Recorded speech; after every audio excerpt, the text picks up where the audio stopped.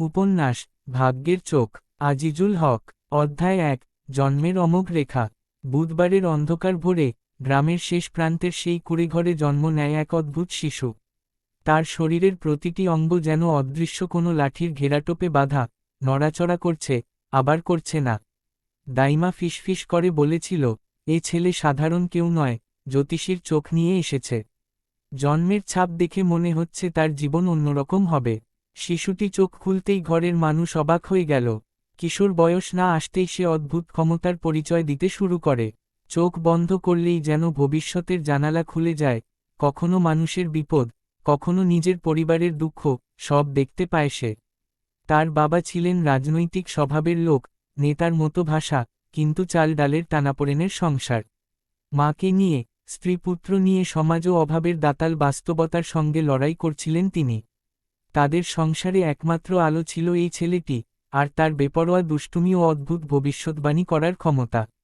কিন্তু সেই আলো একদিন গভীর অন্ধকারে ডুবে গেল। ছেলেটি প্রথমবার সত্যিকারের ভবিষ্যৎ দেখল চোখ বুজে নয়, চোখ খুলে। দেখল তার মা এমন এক নৈতিক অন্ধকারে জড়িয়ে গেলেন, যা সে কোনোভাবেই মেনে নিতে পারল না। যাকে তিনি দাদা বলে চিনতেন, সেই মানুষটির সঙ্গে মায়ের লুকানো অসামাজিক সম্পর্ক, ছেলেটি নিজের চোখে দেখল। বাবা ফিরলে ছেলেটি সব বলে দিল, এবং ঘটনাস্থলে নিয়ে গেল তাকে। এরপর যা ঘটল, তা গ্রামের ইতিহাসে কেউ ভুলতে পারবে না। রাগে অন্ধ বাবা নিজের বাবাকেই ছুরিকাঘাত করলেন। মুহূর্তেই চারদিকে হইচই, কান্না, অভিশাপ আর বিষোদ্ধারের ঝড় উঠল। পরিবারের সম্মান ধূলিসাৎ হওয়ার পথে। তখন ছেলেটি সিদ্ধান্ত নিল, সে বাবাকে বাঁচাবে। নিজের হাতে ছুরিকাঘাতের দায় সে নিজের কাঁধে তুলে নিল। পুলিশ এলে সে মাথা নিচু করে বলল, আমি করেছি। বাবাকে বাঁচাতে, নিজের শৈশবকে আগুনে পোড়াতে, সেই গ্রাম ছেড়ে পালালো। এভাবে শুরু হলো তার দ্বিতীয় জন্ম। দূরের এক গ্রামে হারিয়ে যাওয়া এক ছেলের শোকাহত মা বাবা তাকে দেখে ভেবেছিল, তাদের হারানো সন্তান। তারা তাকে ঘরে তুলে নিল। কৃষক পরিবার, অভাব অনটন, দাদা দাদি, চাচা চাচি, 3 ভাই বোন, কিন্তু আশ্চর্যভাবে এখানেই সে প্রথমবার ঘরের উষ্ণতা পেল। কিন্তু তার অতীত তাকে ছাড়েনি। একদিন গোপনে জানতে পারল, তার আসল বাবা এখন শহরের সিটি মেয়র। ক্ষমতার শীর্ষে উঠে গেছেন, কিন্তু তিনি কোনো দিন জানতেও চাননি তার ছেলের খবর। যে ছেলে বাবাকে বাঁচাতে নিজের জীবন নষ্ট করে দিয়েছিল, সেই রয়ে গেল অনাথের মতো। এই অভিশপ্ত বাস্তবতার মধ্যেই ছেলেটির কৈশোরে আগমন, মুখে নতুন স্বপ্নের রেখা, কিন্তু চোখে ভবিষ্যতের পুরনো ক্ষতচিহ্ন। এসএসসি পাশ করার পর যখন কলেজে ভর্তির প্রস্তুতি নিচ্ছিল, তখন হঠাৎ তার জীবনে এল এক মেয়ের উপস্থিতি। প্রথম প্রেম, প্রথম থরথর কাঁপা হাতের অনুভূতি, সবকিছু যেন তাকে পুরনো ব্যথা থেকে টেনে বের করে আনছিল। কিন্তু সে জানত না, তার জীবনের আসল ঝড় এখনও শুরুই হয়নি। উপন্যাস ভাগ্যের চোখ। আজিজুল হক। অধ্যায় ২। প্রেম, প্রতিশোধ ও অদৃশ্য ছায়া। কলেজ জীবনে পা রাখতেই যেন পৃথিবী নতুন রঙে ভরে উঠল তার চোখে। ভোরের কুয়াশা, মাঠের পথ, লাইব্রেরির নীরবতা, সবকিছুতেই এক অদ্ভুত শান্তি খুঁজে পেত ছেলেটি। আর সেই শান্তির কেন্দ্রবিন্দু হয়ে উঠল সেই মেয়েটি, তুলসীর মতো স্বভাব, চোখে লাজুক আলো, কণ্ঠে অদ্ভুত আকর্ষণ। প্রথম দেখাতেই কিছু একটা থমকে গিয়েছিল তার ভেতর, যেন অতীতের সব কষ্ট ভুলিয়ে দিতে পারে এমনই এক উপস্থিতি। মেয়েটিও খেয়াল করত তাকে, তার চোখের গভীর বিষাদ, অদ্ভুত ভবিষ্যৎ দেখার ক্ষমতার গল্প, আর সংযত হাসির আড়ালে লুকিয়ে থাকা দীর্ঘশ্বাসগুলো। বিকেল হলেই ছেলেটি হেঁটে যেত সেই গ্রামের দিকে। দূর থেকে মেয়েটাকে দেখলেই তার মনে হতো, এই পৃথিবীতে এখনও কিছু আলোর অংশ বেঁচে আছে। এভাবে দিন, সপ্তাহ, মাস পেরোতে থাকে। আর তাদের মধ্যে জন্ম নেয় এক গোপন প্রেম। কিন্তু প্রেম কখনো সরল পথ পায় না। তাদের সম্পর্ক যত গভীর হচ্ছিল, ততই ছেলেটির জীবনে অনিশ্চয়তা বাড়ছিল। তার অতীত যেন ছায়ার মতো পিছু নিত। মাঝে মাঝে চোখ বন্ধ করলেই সে দেখত, রক্তাক্ত দাদা, কাঁদছে মা, দূরে দাঁড়িয়ে আছে সিটি মেয়র বাবা, যিনি কখনোই খোঁজ নেননি নিজের সন্তানের। একদিন মেয়েটি চাকরি পেল শহরে। নতুন চাকরি, নতুন দায়িত্ব, কিন্তু প্রেমের ওপর চাপও বাড়তে লাগল। সে বারবার ছেলেটিকে বিয়ের কথা বলতে লাগল। ছেলেটি তখন বেকার, তবুও নিজের অসহায়তা দেখে সে বলল, আর একটু সময় দাও, সব ঠিক হয়ে যাবে। কিন্তু সময় কারো জন্য অপেক্ষা করে না, সমাজও করে না। শেষমেশ এক সন্ধ্যায়, পরিবারের চাপ আর মেয়েটির চোখের অনুরোধে ছেলেটি বিয়ে করল তাকে। চাকরি তখনও পায়নি, তবুও মনে মনে প্রতিজ্ঞা করল, যাই হোক, স্ত্রীকে কষ্ট পেতে দেবে না। অদৃষ্ট যেন রসিক ছিল, হুট করে একদিন সত্যিই চাকরি পেয়ে গেল সে। কিন্তু চাকরি পেল এক জায়গায়, স্ত্রী কাজ করত অন্য জায়গায়। মাসে একবার দেখা হওয়া মানে যেন উৎসব। তাদের সংসার একদিন আলোয় ভরে উঠল, জন্ম নিল একটি পুত্র সন্তান।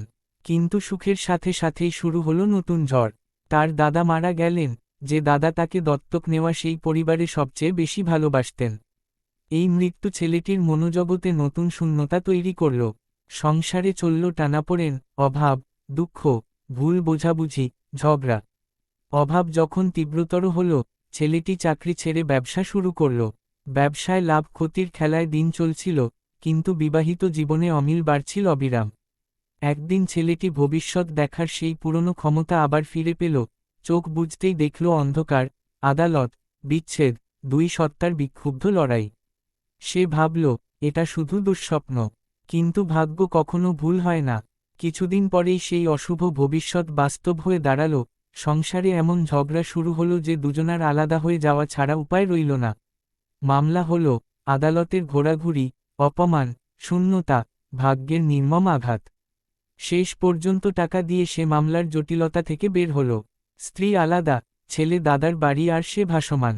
কিন্তু গল্প এখানেই শেষ নয়। সবচেয়ে বড় টুইস্ট তখনও বাকি। স্ত্রী হঠাৎ একদিন ফোন করল, কান্নাভেজা কণ্ঠে বলল, ফিরে এসো, আমাদের ছেলে বড় হচ্ছে, সে তোমাকে ছাড়া বাঁচছে না। আমিও না। ছেলেটির বুকের ভিতর যেন পুরনো বরফ গলে গেল। সে তখন সিকিউরিটির চাকরি করে ঢাকায়, আর স্ত্রী গার্মেন্টসে। দুজন আলাদা থেকেও একে অপরের ভাগ্য থেকে আলাদা হতে পারেনি। দীর্ঘ ফোন আলাপ, কান্না, অনুরোধ আর ব্যথার স্তর পেরিয়ে একদিন তারা আবার এক হলো। কিন্তু গল্প এখানেই থেমে থাকার নয়। কারণ ছেলেটি জানত না, তার পূর্বজন্মের অন্ধকার, তার ভবিষ্যৎ দেখার অভিশাপ, তার সিটি মেয়র বাবা, সব মিলিয়ে আরও বড় একটি ইতিহাস তাকে ঘিরে আছে, যা তাকে একদিন মুখোমুখি দাঁড় করাবে নিজের হারানো পরিচয়, ক্ষমতা, সত্য আর প্রতিশোধের দরজায়। উপন্যাস ভাগ্যের চোখ, আজিজুল হক। অধ্যায় ৩, অদৃশ্য নজরদারি ও অতীতের ফিরে আসা। ঢাকা শহরের রাতগুলোতে এক ধরনের শূন্যতা থাকে, রাস্তাগুলো আলোয় ভরে থাকলেও মানুষের হৃদয়ে অসংখ্য অন্ধকার জমে থাকে। ছেলেটি সেই অন্ধকারেই একদিন দাঁড়িয়ে ভাবতে লাগল, এই কি তার জীবন? একদিকে পরিবারে ফেরার চেষ্টা, অন্যদিকে প্রতিদিনের কষ্টের জীবন, আর মনের গভীর গোপন ভবিষ্যৎদর্শী চোখ, যা তাকে শান্তিতে থাকতে দেয় না। একদিন রাতের ডিউটিতে দাঁড়িয়ে হঠাৎই তার ভিতর অদ্ভুত অনুভূতি হল। মনে হলো কেউ তাকে লক্ষ্য করছে, কেউ যেন দূরে দাঁড়িয়ে তার ছায়ার দিকে তাকিয়ে আছে। সে চোখ বুজল, অন্ধকারের মধ্যে ভেসে উঠল দুটি চিত্র। একটি সরকারি গাড়ি, একজন বয়স্ক পুরুষ, আর তার নিজের শৈশবের অন্ধকার ঘর। হঠাৎ তার মনে হল, তার অতীত ফিরে আসছে। দীর্ঘদিনের চাপা অনুভূতি যেন বুকের ভিতর পাথরের মতো নেমে এলো। পরদিন কাজ থেকে বের হওয়ার সময় ব্যস্ত রাস্তায় সে টের পেল, একটি কালো গাড়ি তাকে অনুসরণ করছে। একবার ডানে গেলেই গাড়ি ডানে, বামে গেলেই বামে। গাড়ির কাচ কালো, ভিতর দেখা যায় না। সে রাস্তা বদল করল, গাড়িও বদল করল। শেষ পর্যন্ত ভিড়ের মধ্যে ঢুকে ছেলেটি অদৃশ্য হয়ে গেল। কিন্তু তার মনে গেঁথে গেল, কেউ তাকে খুঁজছে, কোনো অজানা শক্তি। সে কারণ খুঁজে পাচ্ছিল না, কিন্তু অন্তর বলছিল, এটা তার অতীতের সঙ্গে সম্পর্কিত। হয়তো সেই মানুষ, সেই সিটি মেয়র বাবা। এদিকে তার স্ত্রীও চাকরিতে ব্যস্ত। দুজনার জীবন আলাদা ধারের নদীর মতো, সন্ধ্যায় এসে মিললেও দিনের বেলায় একে অপরের জগতে প্রবেশের সময় নেই। তবু সম্পর্ক আগের চেয়ে স্থিতিশীল, বিশেষ করে ছেলের কারণে। তাদের ছেলে বড় হচ্ছে, স্কুলে যাচ্ছে, কিন্তু মাঝে মাঝে এমন কিছু কথা বলে যা বয়সের সঙ্গে মেলে না। এক রাতে ছেলে ঘুমাতে ঘুমাতে বলল, আব্বু, এক লোক বারবার তোমাকে খুঁজে, বড় বড় গাড়ি নিয়ে। ছেলেটির চোখ বড় হয়ে উঠল। কোথায় দেখেছিলে? ছেলে বলল, স্বপ্নে। এই কথা শুনেই ছেলেটির শরীর ঠান্ডা হয়ে গেল। তার নিজের ভবিষ্যৎ দেখার ক্ষমতা কি এখন তার সন্তানের মধ্যেও সঞ্চারিত হয়েছে? এ কি তার রক্তের অভিশাপ, নাকি এ রক্তের ইতিহাস? সে ভাবল, স্বপ্ন মানে কি সতর্কবার্তা? কিন্তু সন্দেহ আরও বাড়ল পরদিন। কারণ হঠাৎ তার গ্রামের এক পুরনো চাচা ফোন দিলেন। গলা কাঁপছিল চাচার। বাবা, এমন কিছু বলবো যা এতদিন বলতে পারিনি। ছেলেটি চমকে উঠল। কি হয়েছে চাচা? চাচা দীর্ঘশ্বাস ফেলে বলল, তোর জন্মের ব্যাপারে, সেদিনের ঘটনা, তোর মা বাবা, তোর দাদা, এগুলোর পিছনে অন্য কারণও ছিল। তোর জন্মের রাতে কে যেন এসে বলেছিল, এই ছেলেকে বাঁচিয়ে রাখলে একদিন বড় বিপদ ঘনাবে। ছেলেটি স্তব্ধ, গলা শুকিয়ে গেল। চাচা আবার বলল, আরও আছে, শুনেছি সিটি মেয়র সাহেব গোপনে তোকে খুঁজছেন। মাটি যেন পায়ের নিচ থেকে সরে গেল। কেন তাকে খুঁজছে? শুধু কি অপরাধ থেকে মুক্তি পাওয়ার জন্য, নাকি অন্য কোনো কারণ? চাচা ফিসফিস করে বলল, তোর জন্মের সাথে একটা গোপন রহস্য জড়িয়ে আছে। তুই যদি কখনো সত্যটা জানতে পারিস, খেয়াল রাখিস, কারো বিশ্বাস করবি না। এ কথাগুলো যেন তার কানে আগুনের মতো বাজল। সবাই যেন কিছু জানে, শুধু সে বাদে। এমনকি তার জন্মও যেন সাধারণ কোনো ঘটনা নয়। রাত গভীর হলে সেই কালো গাড়ি আবার এল। রাস্তার মোড়ে দাঁড়িয়ে থাকল, ইঞ্জিন চলতে থাকল, কেউ নামল না। ছেলেটি দূর থেকে দেখল, তার বুক ধুকপুক করছে, কিন্তু সে বুঝল, এখন আর পিছু হটার সুযোগ নেই। তার অতীতের ছায়া তাকে খুঁজে বের করতেই এসেছে। কিন্তু সে জানে না, তার জন্মের রহস্য শুধু পারিবারিক কেলেঙ্কারি নয়। এর সাথে জড়িয়ে আছে ক্ষমতা, প্রতিশোধ, এবং একটি বহু বছর আগের অদৃশ্য চুক্তি। উপন্যাস ভাগ্যের চোখ, আজিজুল হক। অধ্যায় 4, জন্মের রাতে হারিয়ে যাওয়া সত্য। সকালের আলো ঢুকছিল জানালার ফাঁক দিয়ে, আর ছেলেটি তখনও রাতের ঘটনার সমস্ত ছায়া নিয়ে বিছানায় বসেছিল। একদিকে অনুসরণকারী কালো গাড়ি, অন্যদিকে চাচার বলা সেই রহস্যময় কথা। তোর জন্মের সাথে একটা গোপন রহস্য জড়িয়ে আছে। এ কথাগুলো তার অন্তরের ভিতরে ছুরি হয়ে বিঁধছিল। সে জানত, আজ কিছু একটা ঘটতে চলেছে। সকালে কাজে বের হওয়ার আগে স্ত্রী তাকে বলল, তুমি ঠিক আছো? তোমাকে গতরাতে খুব অস্থির লাগছিল। সে স্বাভাবিক থাকার চেষ্টা করল। হ্যাঁ, একটু ক্লান্তি। চিন্তা করো না। স্ত্রী চলে গেল কাজে, সন্তান স্কুলে। ছেলেটির মন স্থির হচ্ছিল না। ঠিক তখনই ফোন বেজে উঠল। এক অপরিচিত নম্বর। ধীরে ফোনটা কানে তুলতে সে শুনল এক খসখসে কণ্ঠ। আপনি কি সিটি মেয়র আসাদুল হকের ছেলে? ছেলেটির বুক কেঁপে উঠল। সে কয়েক সেকেন্ড চুপ থেকে বলল, কে বলছেন? কণ্ঠটি বলল, আপনার বাবার ব্যক্তিগত অফিস থেকে বলছি। স্যার আপনার সাথে জরুরি কথা বলতে চান। আজই। সময় নষ্ট করা যাবে না। গলা শুকিয়ে গেল তার। এতদিন যিনি সন্তানের অস্তিত্বই স্বীকার করেননি, তিনিই আজ দেখা করতে চাইছেন। সে ধীরে বলল, আজ নয়, পরে। ওপাশ থেকে কণ্ঠ থামিয়ে দিল তাকে। স্যার অপেক্ষা করেন না। তিনি জানেন আপনি কোথায় কাজ করেন, কোথায় থাকেন, এমনকি কত নম্বরে ফোন চালান। আপনি আজই আসবেন। সহজ পথে আসুন, না হলে বিশেষ ব্যবস্থায় আনা হবে। ফোন কেটে গেল। তার শরীর ঠান্ডা হয়ে গেল। সে বুঝল, এটা আর অবহেলা করার বিষয় নয়। অফিসে না গিয়ে সে সরাসরি রওনা দিল শহরের অভিজাত এলাকায়, যেখানে সিটি কর্পোরেশনের ব্যক্তিগত ভবন দাঁড়িয়ে আছে। ভেতরে ঢুকতেই নিরাপত্তা যেন সরকারি দপ্তরের চাইতেও কড়া। তার নাম শুনেই দুইজন প্রহরী তাকে ভেতরে নিয়ে গেল। একটি আধো অন্ধকার কক্ষে প্রবেশ করতেই টেবিলের মাথায় বসে থাকা মানুষটিকে দেখে তার বুক ধক করে উঠল। চশমা পরা শক্ত মুখ, চুলের রূপালি রং, চোখে কঠিন শাসনের ছাপ। হয়তো এই মানুষকে সে চেনেনি, কিন্তু তার রক্ত চেনে। সিটি মেয়র আসাদুল হক ধীরে মুখ তুলে তাকালেন। দুই চাহনি মুখোমুখি হতেই যেন সময় থমকে গেল। মেয়র বললেন, তুমি বড় হয়ে গেছ। স্বরে কোনো আবেগ নেই, শুধু তীক্ষ্ণতা। ছেলেটি চুপ। মেয়র আবার বললেন, যে দিন থেকে তুমি আমার হাত থেকে পালিয়ে গেলে, আমি জানতাম একদিন তুমি ফিরে আসবে। কারণ এই শহরে এমন কিছু ঘটতে চলেছে যেখানে তোমার ভূমিকা আছে। এবার ছেলেটির মাথা ঝাঁকুনি খেল। আমার কোন ভূমিকা? আপনি কখনো খোঁজও নেননি আমাকে।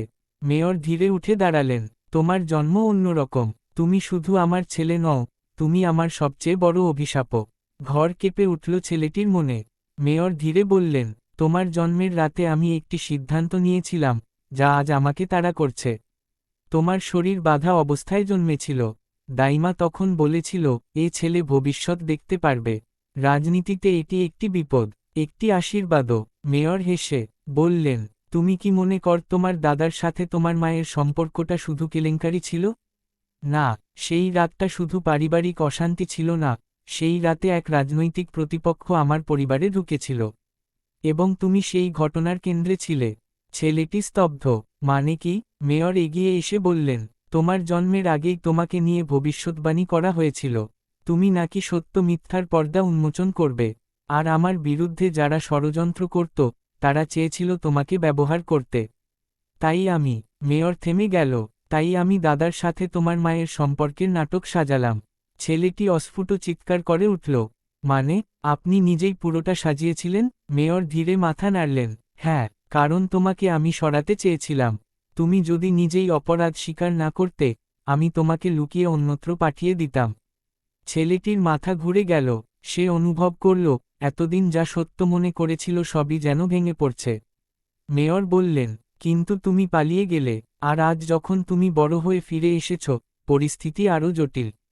তোমাকে আবার প্রয়োজন, কারণ কেউ একজন আমার বিরুদ্ধে বড় একটি চাল চালছে, আর তারা তোমাকে ব্যবহার করতে চায়।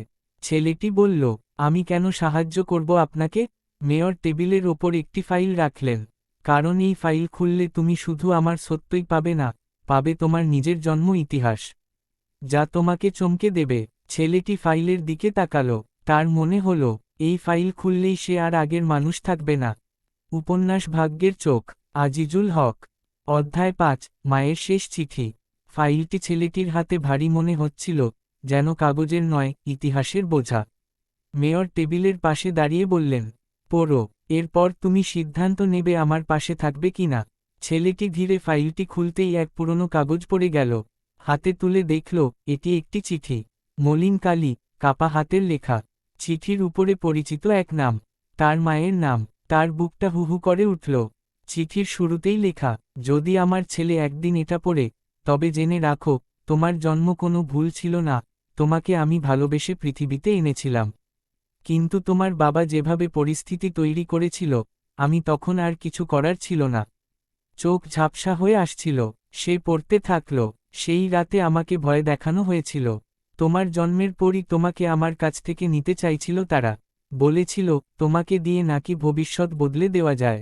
আমি কিছুই বুঝিনি। তোমার বাবার লোকজন আমাকে দাদার বিরুদ্ধে বলার জন্য চাপ দেয়। আমি সামনে যেতে চেয়েছিলাম, কিন্তু তারা হুমকি দিয়েছিল, তোর ছেলে বাঁচবে না। ভয়, আতঙ্কে, লজ্জায় আমি সব স্বীকারোক্তি করে ফেলি। তোমার দাদা কিছুই করেনি, পুরো ঘটনাই সাজানো ছিল।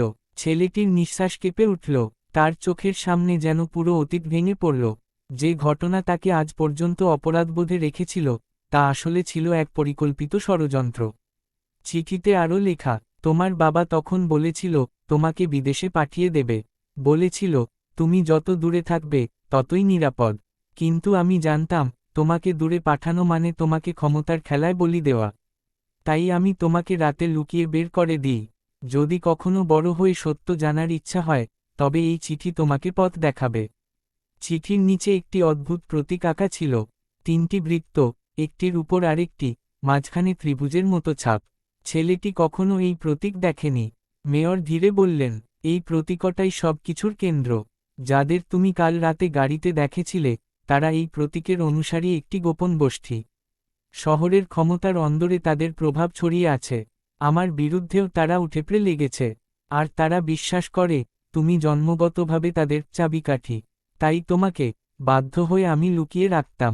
ছেলেটি অসহিষ্ণু গলায় বলল, আমার জীবন, আমার পরিবার, আমার দাদার সম্মান, সবকিছু নষ্ট হলো আপনার রাজনৈতিক হিসাব নিকাশে। এখন আবার আপনি চান আমি আপনাকে সাহায্য করি? মেয়র স্থির স্বরে বললেন, আমি তোমার কাছে ক্ষমা চাইছি না। রাজনীতিতে ক্ষমা বলে কিছু নেই। আমি বলছি, তোমাকে বাঁচাতে হলে আমাকে সহযোগিতা করতেই হবে। কারণ ওই গোষ্ঠী শুধু আমাকে নয়, তোমার স্ত্রী সন্তানকেও টার্গেট করেছে। এই বাক্য ছেলেটির সারা শরীর কাঁপিয়ে দিল।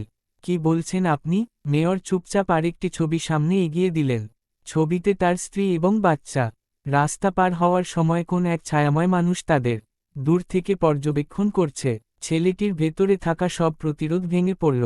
আর কোনো সন্দেহের সুযোগ নেই। এই খেলা তাকে ছেড়ে কথা বলবে না। মেয়র ধীরে বললেন, তারা বুঝে গেছে তুমি সত্য জানতে শুরু করেছ। এখন তোমাকে থামানোই তাদের প্রথম লক্ষ্য। যেভাবেই হোক। ছেলেটির গলা শুকিয়ে গেল। আমি এখন কি করব? মেয়র বললেন, চিঠির প্রতীকের পিছনে যে সংগঠন আছে, তাদের সম্পর্কে তথ্য শুধু এক জায়গায় রাখা আছে। তোমাকে সেখানে যেতে হবে। এটা তোমার মায়ের মৃত্যুর কারণ জানার প্রথম ধাপ। ছেলেটি কাপা স্বরে বলল, কোথায় যেতে হবে? মেয়র তাকিয়ে বললেন, তোমার দাদার পুরনো গ্রামে, যে বাড়িতে তোমার জন্ম হয়েছিল। সেই Sistikill বাড়িতেই Recharging প্রথম Development প্রতীকের ছাপ Society পাওয়া গিয়েছিল। RDS. ছেলেটির শরীরে যেন শীতল স্রোত বয়ে গেল। Thank you মেয়র for যোগ করলেন, সেখানে তুমি একজনকে পাবে, Watching my তোমার video. মায়ের মৃত্যুর আসল সাক্ষী।